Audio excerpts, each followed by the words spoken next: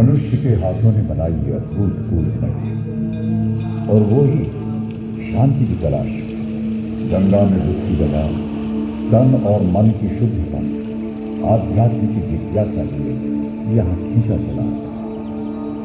वाराणसी सिर्फ एक प्राचीन नगरी ही नहीं, मनुष्य और उसकी श्रद्धा का इतिहास है।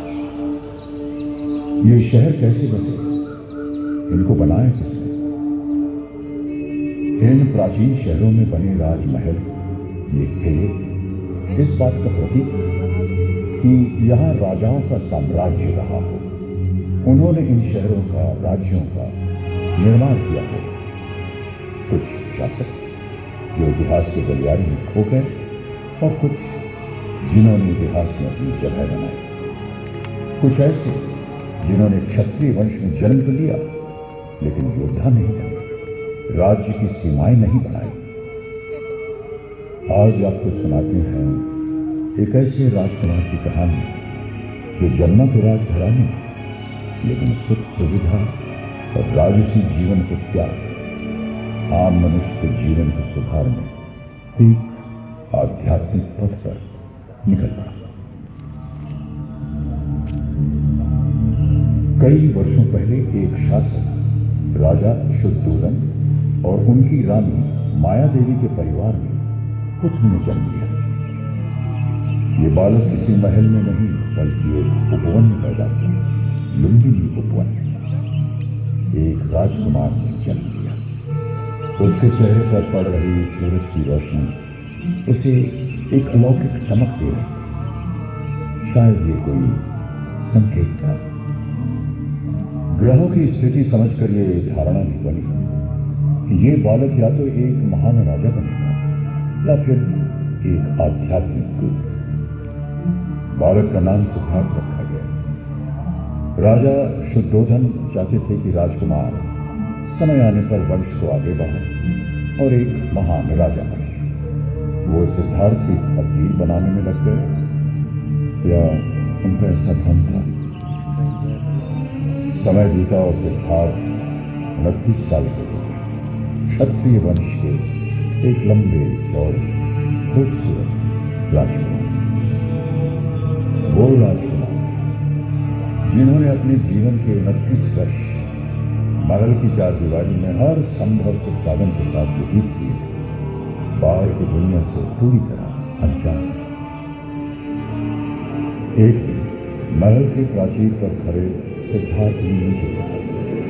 उन्होंने वो देखा जो आज तक नहीं देखा, जो शायद उनकी कल्पना से भी परे। उनके मन में सवाल है, वहां क्या है? किस तरह के लोग वहां रहते हैं? किस तरह की चीजें हैं? मैं जानता नहीं, कभी देखा भी नहीं, पर देखना चाहता हूं।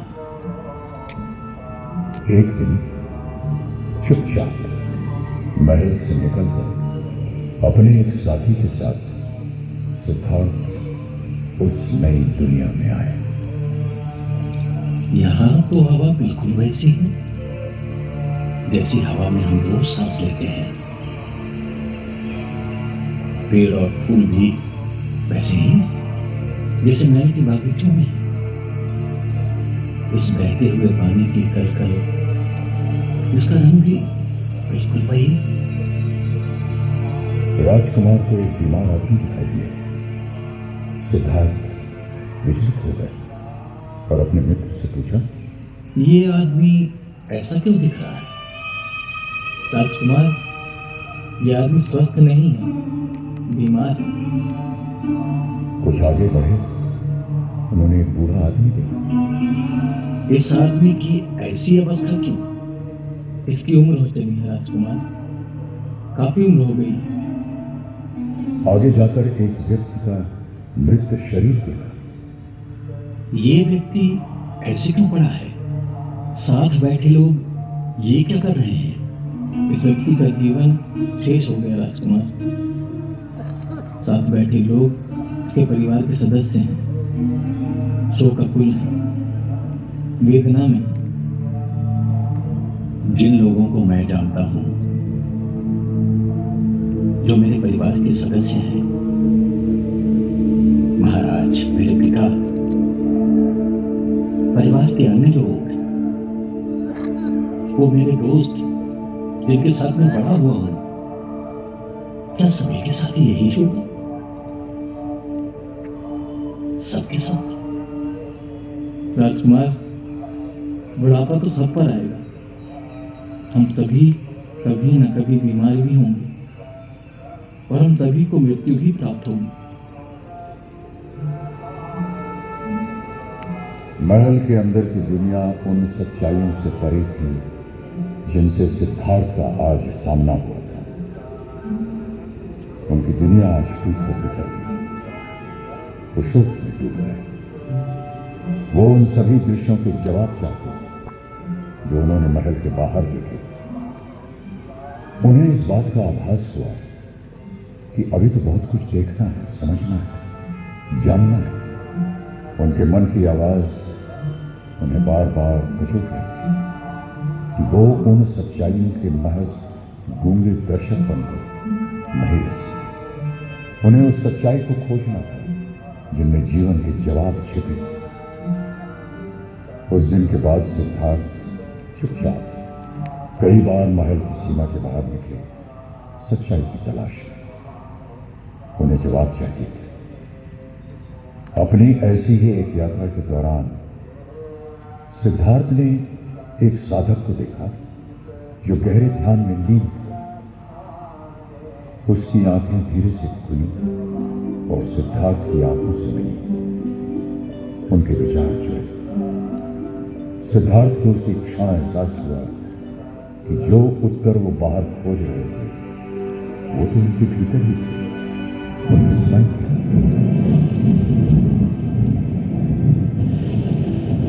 उनका निश्चय आकार लेने लगा।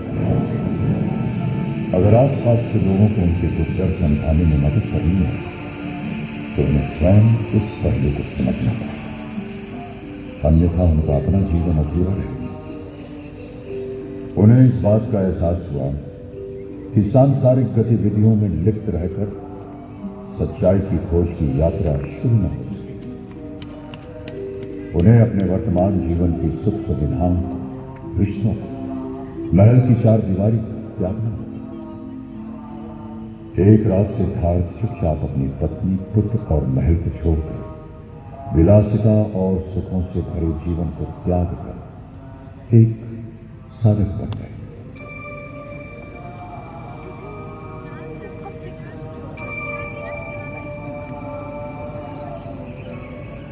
नए रास्तों और दिशाओं में चलते हुए सिद्धार्थ कई भिक्षुओं और ध्यान सिखाने वाले गुरुओं से मिले। उनकी पद्धति सीखी और उसमें महारत हासिल की। वो गहरे ध्यान में लीन होते गए।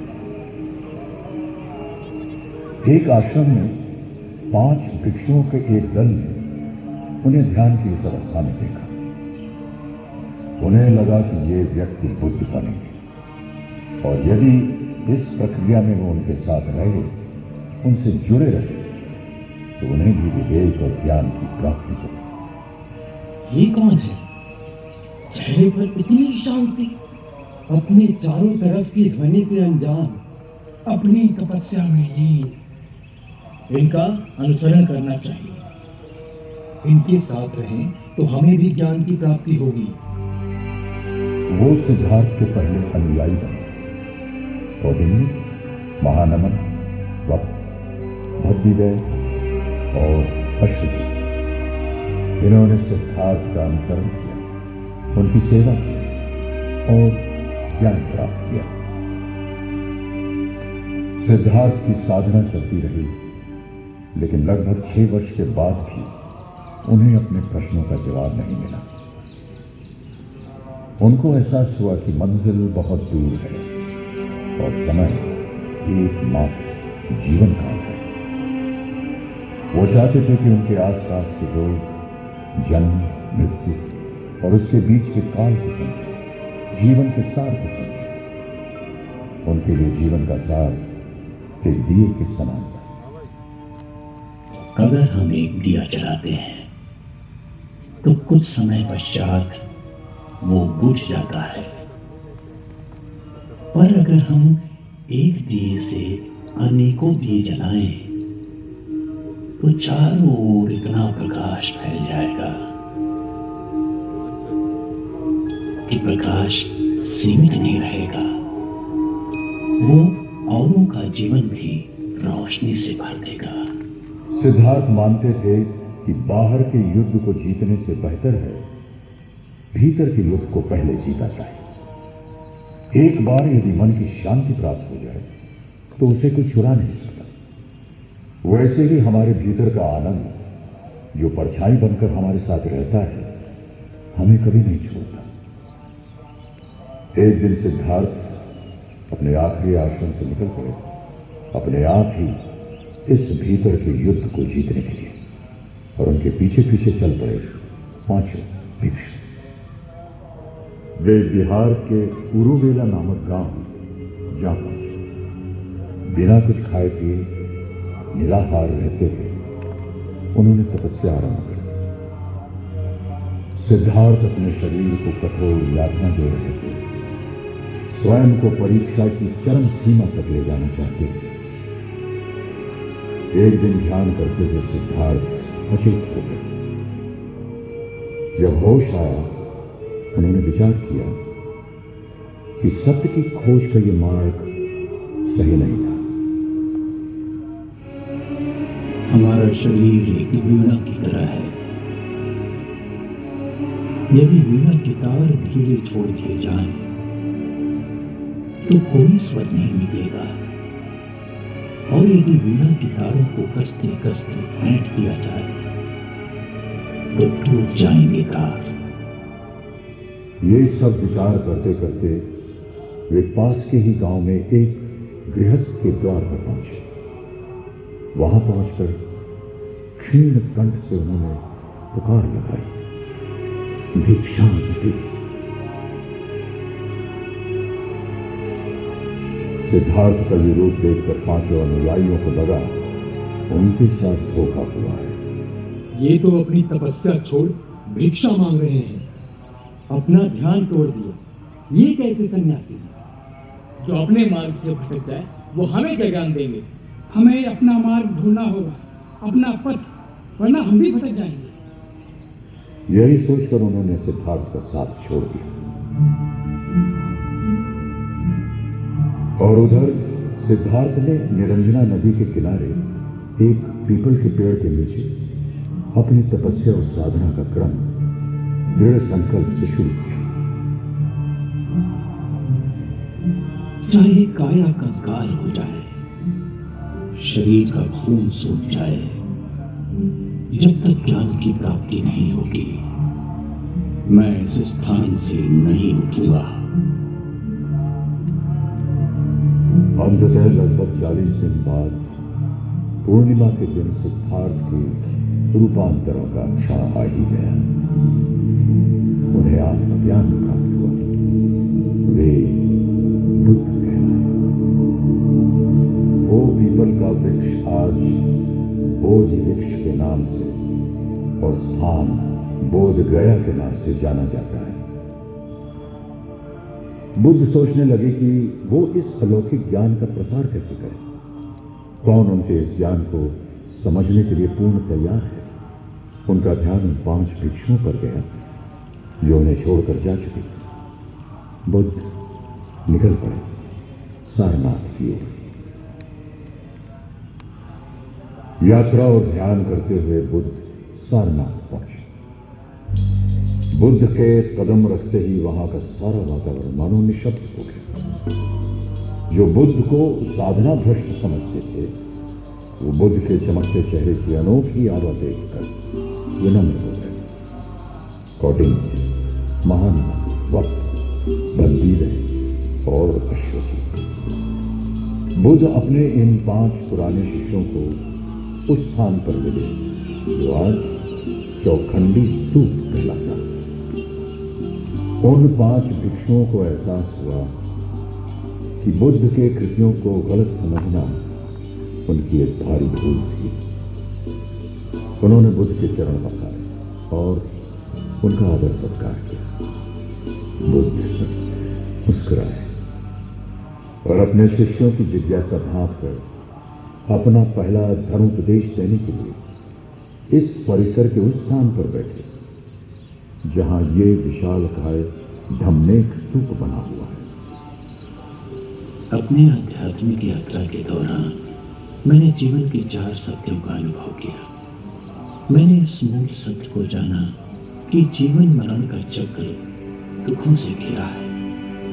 दूसरा सत्य ये कि इन दुखों का कारण हमारी तृष्णाएं या इच्छाएं हैं। तीसरे सत्य ने एहसास कर पाया कि इन इच्छाओं को त्यागने से ही जीवन के दुखों से मुक्ति मिलेगी। त्याग करने के लिए अपने आप को पीड़ा देने की जरूरत नहीं, सिर्फ अष्टांग आदर्शों वाले मध्य मार्ग को अपनाना होगा।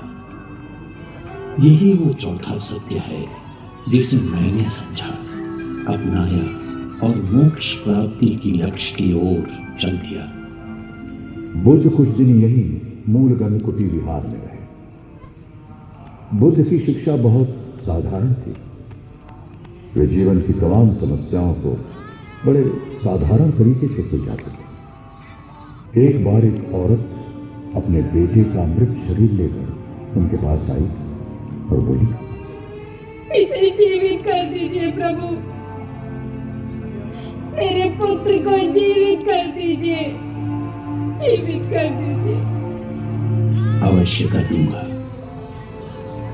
पर इसे जीवित करने के लिए किसी एक ऐसे घर से सरसों के दाने लाने होंगे जहां कभी किसी की मृत्यु ना हुई हो। यह संभव नहीं था, क्योंकि मृत्यु जीवन का एक ऐसा सत्य है जिससे कोई बच नहीं सकता। ये बात औरत को समझने में देर नहीं लगी। एक बार एक किसान उन पर गालियां बरसाने लगा। थोड़ी देर बाद किसान थक गया और बुद्ध न तो विचलित हुए न ही नाराज।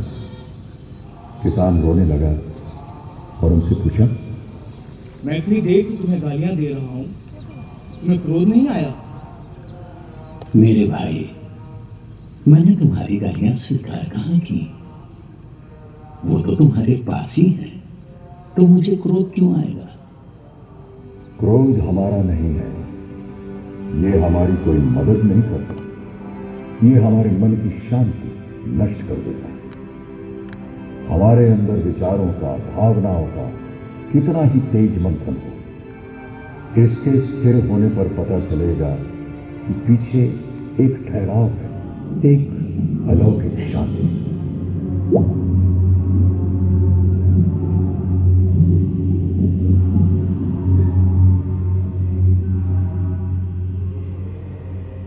बुद्ध ने अब अपना जीवन हर तरह के लोगों को समर्पित कर दिया। राजाओं, दासियों, सैनिकों, साधारण लोगों।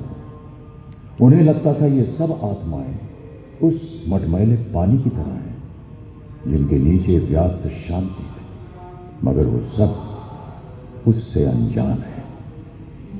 एक तालाब में जहां लोग स्नान करते हैं, अपने वस्त्र धोते हैं, तो तालाब का पानी कैसा दिखता है? गंदा दिखता है। पर क्या तालाब का पानी गंदा है?